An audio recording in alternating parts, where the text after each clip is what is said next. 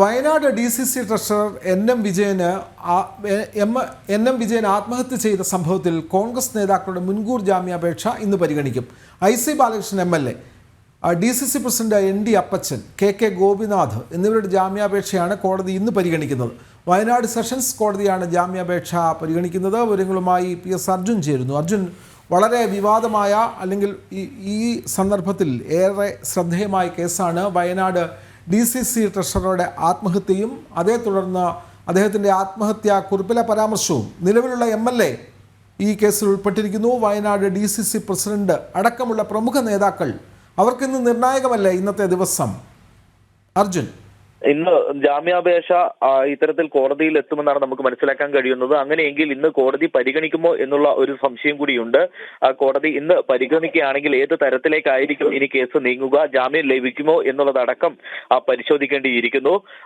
നേരത്തെ തന്നെ ഇത്തരത്തിലൊരു കുറ്റം ഈ ആരോപിക്കപ്പെട്ടപ്പോൾ തന്നെ, അല്ലെങ്കിൽ പോലീസ് ഈ കുറ്റം ആരോപിച്ചുകൊണ്ട് IC ബാലകൃഷ്ണനെതിരെ കേസെടുത്തപ്പോൾ തന്നെ IC ബാലകൃഷ്ണൻ ഇവിടെ നിന്നും ഈ ഒരു സ്ഥലത്തു നിന്നും ഒളിവിൽ പോകുന്ന ഒരു സാഹചര്യം ഉണ്ടായിരുന്നു. തുടർന്ന് വയനാട്ടിലേക്ക് തിരിച്ചു വന്നതില്ല. ഇതുവരെയും വയനാട്ടിലേക്ക് അവർ തിരിച്ചു വന്നിട്ടില്ല. IC ബാലകൃഷ്ണൻ, അതുപോലെ തന്നെ DCC പ്രസിഡന്റ് ND അപ്പച്ചൻ അടക്കമുള്ള നേതാക്കൾ, MV ഗോപിനാഥ് KK ഗോപിനാഥ് അടക്കമുള്ള നേതാക്കൾ ഇവിടേക്ക് എത്തിയിട്ടില്ല എന്നുള്ളതാണ് ഏറെ വസ്തുത.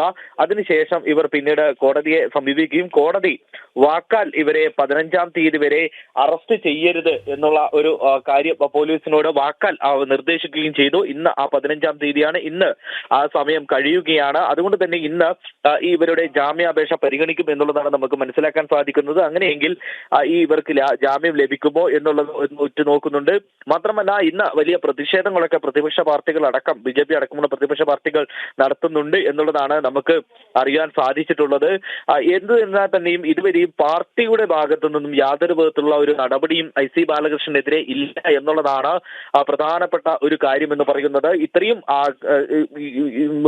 നമ്മുടെ മുൻപിൽ തന്നെ വസ്തുത നിറഞ്ഞു നിൽക്കെ ഈ കത്തിലടക്കം IC ബാലകൃഷ്ണന്റെ പേര് ഉള്ളപ്പോൾ തന്നെ, അല്ലെങ്കിൽ പോലീസ് കേസെടുത്തിട്ടും പാർട്ടി എന്തുകൊണ്ട് ഈ കാര്യത്തിൽ മൗനം പാലിക്കുന്നു എന്നുള്ളത് പ്രധാനപ്പെട്ട ഒരു ചോദ്യമായി ഉയരുന്നത്. അതിൽ തന്നെ പാർട്ടിയിൽ തന്നെ വിഭിന്ന അഭിപ്രായമാണുള്ളത്. നേതാക്കന്മാർ തമ്മിൽ പരസ്പരം അങ്ങോട്ടും അറസ്റ്റ് ഒക്കെ വരുമ്പോൾ ഒളിവിൽ പോവുക സ്വാഭാവികമെന്ന് ലഘൂകരിച്ച് ന്യായീകരിക്കുകയായിരുന്നു ഇന്നലെ K സുധാകരൻ. തീർച്ചയായും അത്തരത്തിൽ തന്നെയാണ്. അങ്ങനെ വലിയ രീതിയിൽ അതിനെ ന്യായീകരിക്കുന്ന ഒരു സാഹചര്യമൊക്കെ നമ്മൾ കണ്ടത്. ഇതിനു മുമ്പും അതുപോലെ തന്നെയാണ്.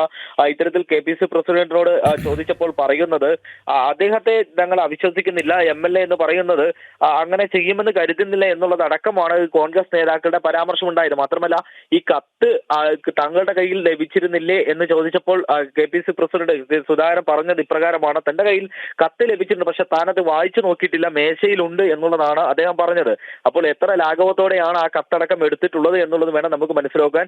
മാത്രമല്ല, അതിനിടയ്ക്ക് മറ്റൊരു കാര്യം കൂടിയുണ്ട്. ഈ അർബൻ ബാങ്ക്, അതുപോലെ തന്നെ കാർഷിക വികസന ബാങ്കിൽ അടക്കമുള്ള ഈ തട്ടിപ്പ് അല്ലെങ്കിൽ നിയമന തട്ടിപ്പുമായി ബന്ധപ്പെട്ട നിരവധി പേരാണ് പരാതിപ്പെട്ടത്. ആ ഒരു കേസും കൂടെ ഇതിന്റെ ഇടയ്ക്ക് അന്വേഷിച്ച് വരുന്നുണ്ട്.